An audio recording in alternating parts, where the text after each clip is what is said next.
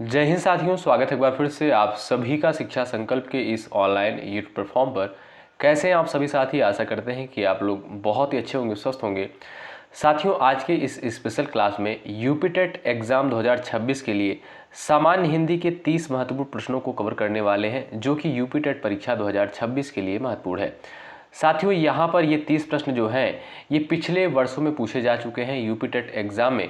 आगामी परीक्षा यानी 2026 में जो आपका यूपी टेट एग्ज़ाम होने वाला है उसके लिए ये क्लास रामबाण सिद्ध होने वाली है, क्योंकि साथियों इसी आधार पर जो है परीक्षा में प्रश्न बनेंगे। तो आइए शुरुआत करते हैं बिना किसी देरी के। देखिएगा आप लोग इन 30 सवालों में से कितने सवालों को सही कर पाते हैं। टारगेट जो रहेगा वो रहेगा 25 सवालों का। आप लोग 25 प्रश्नों को सही करने का प्रयास करिएगा। आइए शुरुआत करते हैं। पहला क्वेश्चन देखिए, अपमान शब्द में जो है कौन सा उपसर्ग लगा है। यहाँ पर देखिएगा साथियों, अगर बात करें अव, उप, अति और आपका दिया है अप, तो आप सभी दोस्त जानते होंगे अपमान शब्द में जो है अप उपसर्ग लगा हुआ है। तो जो भी साथी डी ऑप्शन पर गए हैं वो यहाँ पर बिल्कुल करेक्ट हो जाएंगे। ठीक है। सवाल नंबर दूसरा देखिएगा, दूरावस्था में कौन सा उपसर्ग लगा हुआ है। यानी ये आपके सामने एक शब्द दिया है दूरावस्था, और इसमें आपसे पूछा गया है कि इसमें जो है कौन से उपसर्ग का प्रयोग हुआ है।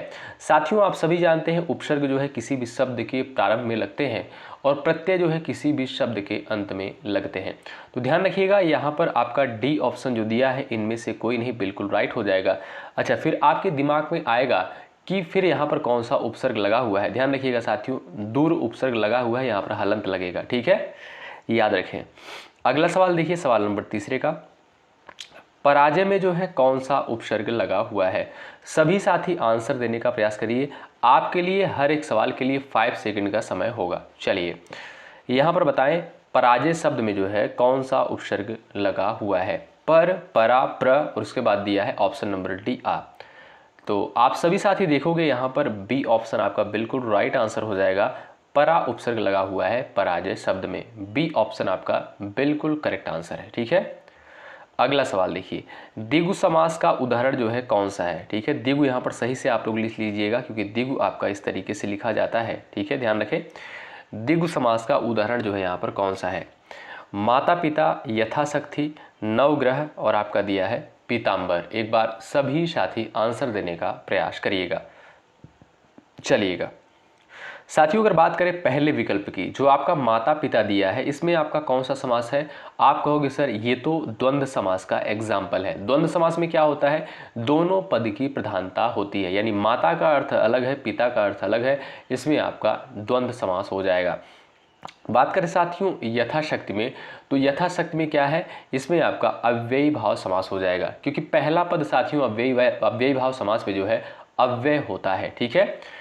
अब यहाँ पर देखिएगा, नवग्रह की अगर बात करें, नौ ग्रहों का समाहार। आप कहोगे सर प्रथम पद जो है संख्यावाची है, इसलिए यहाँ पर आपका ऑप्शन नंबर सी बिल्कुल राइट हो जाएगा, क्योंकि साथियों द्विगु समास की परिभाषा आप सभी जानते होंगे कि पहला पद जो है संख्यावाची होता है इस समास में। ठीक है। अब यहाँ पर जो आपका पीताम्बर दिया है साथियों, पीताम्बर जो है किसका एग्जाम्पल है, ये आपका बहुब्रीहि समास का एग्जाम्पल है। क्यों? क्योंकि पीताम्बर का जब आप समास विग्रह करोगे हो जाएगा पीला है अंबर जिसका, यानी पीला है यानी पीत है अंबर जिसका, यानी भगवान विष्णु। यानी तीसरे पद की प्रधानता बताई जा रही है। आप कहोगे सर यहाँ पर पीताम्बर में जो है बहुब्रीहि समास होगा। तो इस क्वेश्चन का राइट आंसर क्या होगा साथियों, ध्यान रखें, आपका करेक्ट आंसर हो जाएगा नवग्रह। अगला सवाल आपके स्क्रीन पर है, सवाल नंबर 5। हिंदी जो है किस लिपि में लिखी जाती है। ब्राह्मी, देवनागरी, खरोष्ठी, गुरुमुखी। मोस्ट इंपॉर्टेंट सवाल है साथियों। यहाँ पर जो है पिछले वर्ष के सवालों को ही कवर किया गया है और इसी आधार पे आपको 2026 के पेपर में क्वेश्चन देखने को मिलेगा। इसलिए आप लोग पिछले वर्ष के सवालों को बहुत ही इत्मीनान से ज़रूर करें। बात करें साथियों हिंदी भाषा की लिपि, तो हिंदी भाषा की जो लिपि है साथियों, ये आपका देवनागरी लिपि कहलाती है। और देवनागरी लिपि आप सभी जानते हैं जो है बाएं से दाएं की ओर लिखी जाती है। ठीक है, तो बी ऑप्शन आपका करेक्ट है। अगला सवाल देखिएगा, सवाल नंबर आपके सामने सवाल नंबर 6 यहाँ पर पूछा गया है कि सर्वनाम के कितने भेद होते हैं। बताइए आपका राइट आंसर क्या है। एक बार सभी साथी कोशिश करिएगा, सर्वनाम के जो है कितने भेद होते हैं। ध्यान रखिएगा साथियों, ए ऑप्शन आपका राइट हो जाएगा, 6 भेद होते हैं। कौन कौन से साथियों, पुरुषवाचक सर्वनाम, निश्चयवाचक सर्वनाम, तीसरा आपका है अनिश्चयवाचक सर्वनाम, चौथा है आपका संबंधवाचक सर्वनाम, और पांचवा है आपका प्रश्नवाचक, और छठवां है आपका निजवाचक सर्वनाम। तो साथियों ये सर्वनाम के जो है 6 भेद होते हैं। ऑप्शन नंबर ए बिल्कुल राइट आंसर हो जाएगा। अगला सवाल, त वर्ग का उच्चारण स्थान क्या है? एक बार सभी दोस्त आंसर करिएगा। त वर्ग का उच्चारण स्थान क्या है, बताएं।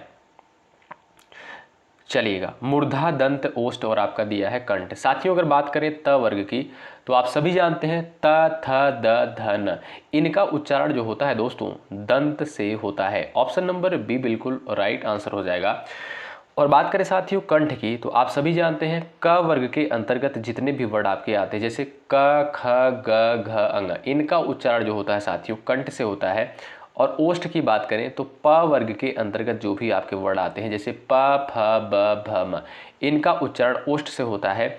और दंत यानी त वर्ग के अंतर्गत जो भी वर्ड आते हैं आपके जैसे त, थ, द, ध, न। मूर्धा की बात करें साथियों ट, यहाँ पर देखिएगा ट वर्ग के जो अंतर्गत जो भी वर्ड आपके आते हैं कौन कौन से, ट, ठ, ड, ढ, ढ़, इनका उच्चारण होता है आपका मूर्धा से। तो यहाँ पर आपसे पूछा गया है कि त वर्ग का उच्चारण स्थान आपका होगा सर दंत। ऑप्शन नंबर बी करेक्ट हो जाएगा। उम्मीद करता हूँ बहुत ही अच्छे तरीके से आप समझ गए होंगे। चलिए भाई अगला सवाल, प वर्ग का उच्चारण स्थान आप लोग बता दीजिए। चलिए, यदि आप साथियों यूपी टेट एग्जाम 2026 की तैयारी कर रहे हैं तो शिक्षा संकल्प के इस ऑनलाइन यूट्यूब प्लेटफॉर्म से जुड़ सकते हैं। निश्चित रूप से यहाँ से आपको हेल्प मिलेगा। यहाँ पर साथियों बिल्कुल ऑथेंटिक कंटेंट आपको प्रोवाइड किया जाता है। बात करें साथियों प वर्ग की तो इसका उच्चारण किससे हो जाएगा? अभी हमने आपको बताया साथियों प, फ, ब, भ, म, इसका उच्चारण हो जाएगा आपका ओष्ठ से। ऑप्शन नंबर सी बिल्कुल राइट आंसर है। अगला सवाल, च वर्ग का उच्चारण स्थान किससे होता है बताइए। कोशिश करें हर एक सवाल के लिए आपके पास 4 से 5 सेकंड का समय होगा, आंसर करिएगा। तो यहाँ पर बात करें साथियों च वर्ग की तो च वर्ग का उच्चारण होता है भाई तालु से यानी तालब्य से। च वर्ग के अंतर्गत आपके कौन कौन से वर्ड आते हैं, च, छ, ज, छ, य, ठीक है। अगला सवाल, वर्णों के समूह को क्या कहते हैं बताएं। वर्णों के समूह को जो है क्या कहते हैं? बिल्कुल बेसिक सा सवाल है, एक बार सभी साथी प्रयास करें। साथियों आप सभी जानते होंगे भाई वर्णों के समूह को क्या बोलते हैं? वर्णमाला कहते हैं। ऑप्शन नंबर सी बिल्कुल राइट हो जाएगा।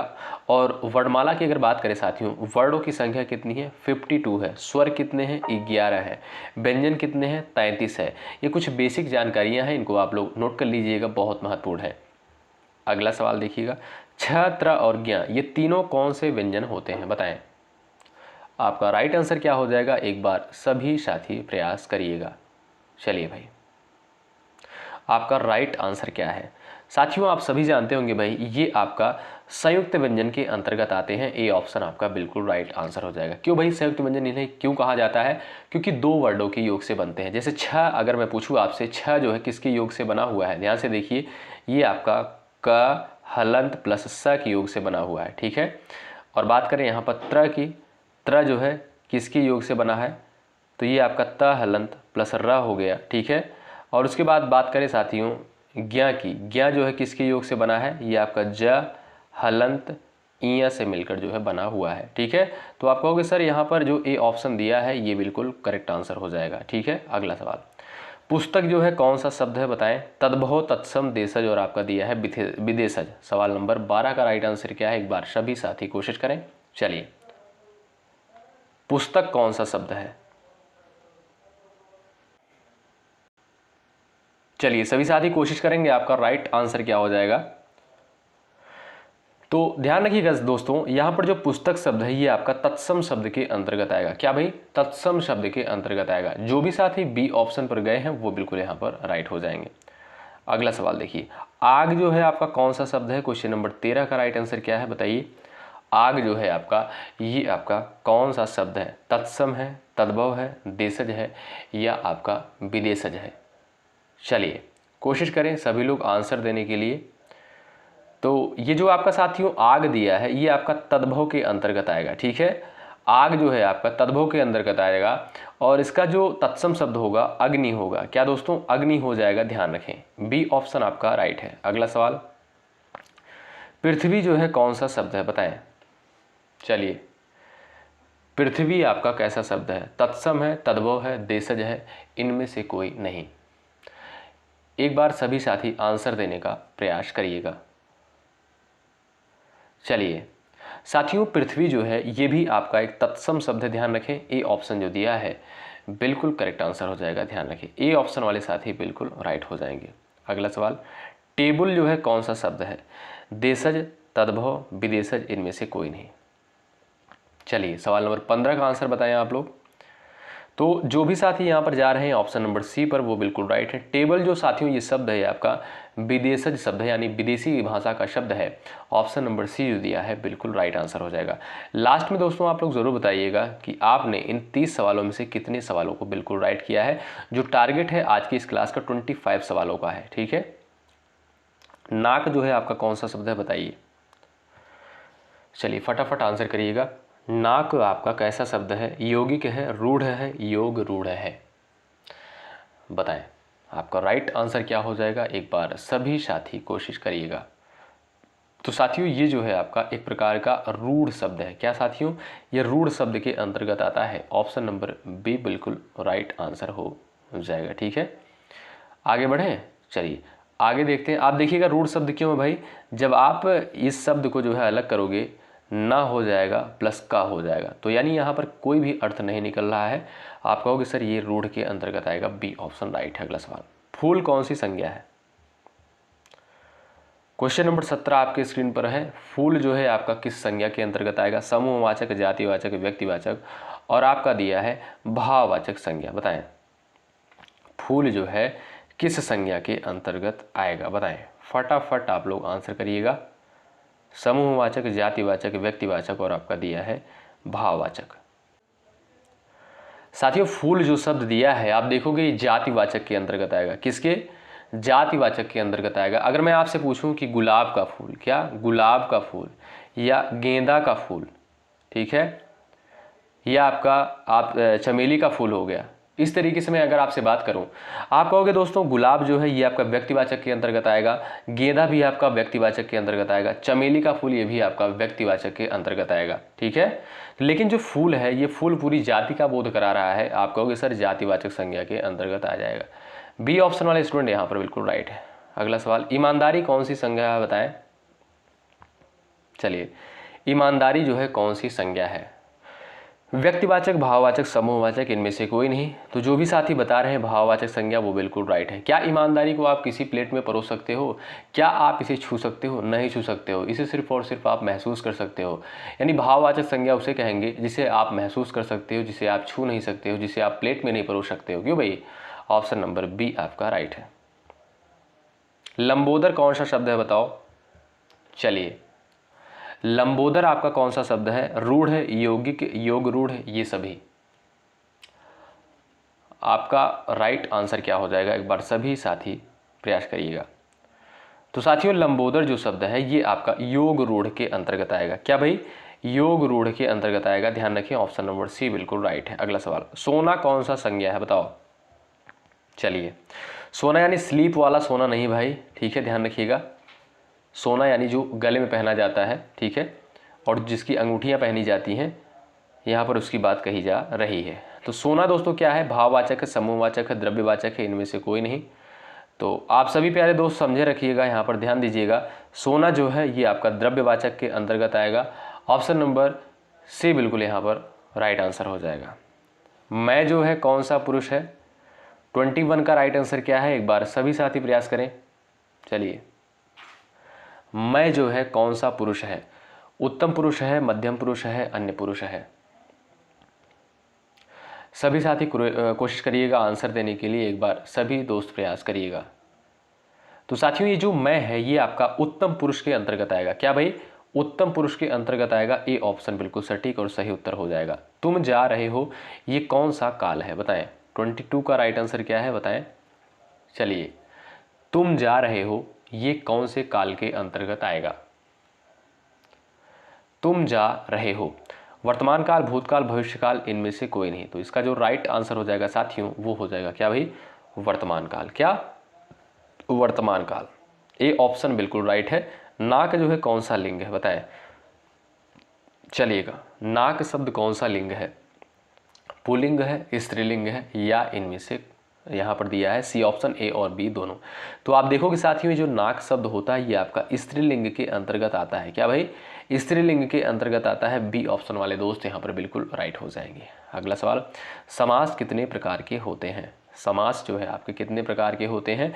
2, 4, 6 और आपका दिया है 8। बताएं। चलिए एक बार सभी साथी आंसर देने का प्रयास करें। आपका राइट आंसर क्या है बताएं। साथियों समास जो होते हैं आपके 6 प्रकार के होते हैं। कौन कौन से? अव्ययी भाव समास हो गया, तत्पुरुष समास हो गया, कर्मधारय समास हो गया, द्विगु हो गया, द्वंद्व हो गया, बहुब्रीहि हो गया। ठीक है, ये आपके 6 प्रकार के समास होते हैं। आप देखोगे सी ऑप्शन जो दिया है बिल्कुल राइट आंसर हो जाएगा। यदि आपको चीज़ें बेहतर लग रही, कंटेंट आपको बेहतर लग रहा है तो सभी लोग एक बार सेशन को लाइक कर देंगे। और यदि आप चैनल पर नए हैं सब्सक्राइब कर सकते हैं यदि आपको यूपी टेट एग्जाम 2026 की तैयारी करनी है। नवयुवक कौन सा समास है बताएं। नवयुवक में जो है आपका कौन सा समास हो जाएगा? चलिए आपका राइट आंसर क्या हो जाएगा दोस्तों बताएं। आप देखोगे ये जो है आपका कर्मधारय समास के अंतर्गत आएगा। क्या भाई? कर्मधारय समास के अंतर्गत आएगा। ए ऑप्शन राइट है। प्रतिदिन में कौन सा समास है? प्रतिदिन में कौन सा समास है?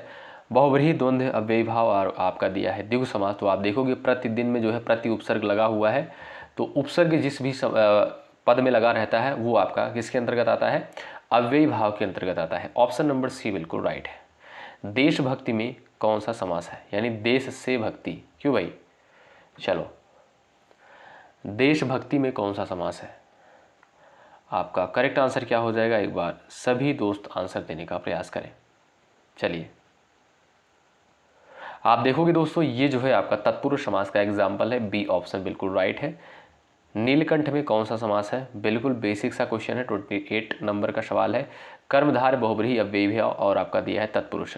तो नीलकंठ है साथियों, इसमें देखिएगा नीला है कंठ जिसका अर्थात भगवान शिव, यानी तीसरे पद की प्रधानता बताई जा रही है। तो आप कहोगे सर बहुब्रीहि समास का एग्जाम्पल हो जाएगा। बी ऑप्शन राइट है। अगला सवाल, पाप पुण्य में कौन सा समास है बताओ। 29 का आंसर कर दीजिएगा आप लोग। पाप पुण्य में जो है कौन सा समास है? तो जिसमें दोनों पद की प्रधानता दोस्तों होती है, जिस पद में वहाँ पर क्या होता है? द्वंद्व समास होता है। अब दोनों पद की प्रधानता मतलब क्या होगा भाई? पाप का अर्थ अलग निकल रहा है, पुण्य का अलग, यानी दोनों का अलग अलग अर्थ निकल रहा है। दोनों पद की प्रधानता है। सी ऑप्शन राइट है, द्वंद्व समास। 30, दोपहर में कौन सा समास है? सभी को पता होना चाहिए भाई। दो पहरों का समाहार। क्या भाई? दो पहरों का समाहार। पहला पद यहाँ पर संख्यावाची हो जाएगा। आप कहोगे सर बिल्कुल बेसिक सा सवाल है, यानी इसमें द्विगु समास का एग्जाम्पल हो जाएगा। तो साथियों आशा करता हूँ कि ये क्लास आपको बहुत ही बेहतर लगी होगी। यहाँ पर 30 सवालों को कवर किया गया है। अब आप लोग बताइए क्या आपने 25 सवालों को बिल्कुल राइट किया है या आपने 25 प्लस सवालों को बिल्कुल करेक्ट किया है। उम्मीद करता हूं कि ये सेशन आपको बहुत ही बेहतर लगा होगा। यहाँ पर हमने यूपी टेट एग्जाम जो प्रीवियस ईयर क्वेश्चंस हैं उनको यहाँ पर हमने कवर किया है। ये क्लास अगर आपको बेहतर लगती है तो ज़्यादा से ज़्यादा संख्या में आप लोग लाइक करिएगा, शेयर करिएगा। यदि आप चैनल पर नए हैं सब्सक्राइब कर सकते हैं। अभी और भी कंटेंट आपको यहाँ पर दिए जाएंगे यूपी टेट एग्जाम के लिए। चलिए दोस्तों मिलते हैं आपसे अगली क्लास में। तब तक के लिए जय हिंद, जय भारत।